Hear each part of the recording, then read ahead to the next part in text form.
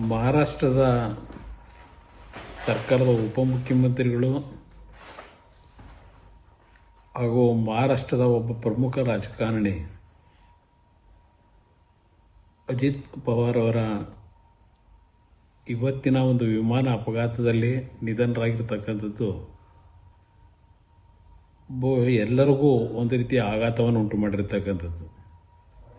ಇವತ್ತು ಬೆಳಗ್ಗೆ ಬಾರಾಮತಿಗೆ ಹೋಗ್ತಕ್ಕಂಥ ಸಮಯದಲ್ಲಿ ವಿಮಾನದ ಅಪಘಾತದಲ್ಲಿ ನಿಧನರಾಗಿದ್ದಾರೆ. ಮಹಾರಾಷ್ಟ್ರದ ರಾಜಕಾರಣದಲ್ಲಿ ಅತ್ಯಂತ ಪ್ರಭಾವಿ ರಾಜಕಾರಣಿಗಳಾಗಿ ಮಹಾರಾಷ್ಟ್ರದ ಸಹಕಾರಿ ಕ್ಷೇತ್ರ ಹಾಗೂ ಕೃಷಿ ಕ್ಷೇತ್ರದಲ್ಲಿ ಅವರದೇ ಆದಂಥ ಹೆಚ್ಚಿನ ಒಂದು ಕೊಡುಗೆಯನ್ನು ಕೊಟ್ಟಿದ್ದಾರೆ.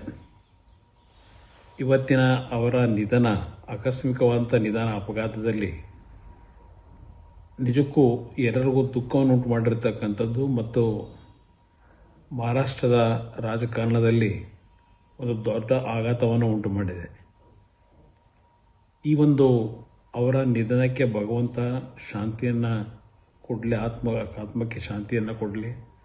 ಅವರ ಕುಟುಂಬ ವರ್ಗದವರಿಗೆ ಈ ಒಂದು ಅತ್ಯಂತ ಆಘಾತಕರವಾದಂಥ ಅವರ ಅಪಘಾತದ ನಿಧನ ದೇವರು ಆ ಕುಟುಂಬದ ನೋವನ್ನು ಭರಿಸ್ತಕ್ಕಂಥ ಶಕ್ತಿಯನ್ನು ಎಲ್ಲರಿಗೂ ನೀಡಲಿ ಅಂತಕ್ಕಂಥ ಪ್ರಾರ್ಥನೆಯನ್ನು ಮಾಡ್ತೇನೆ.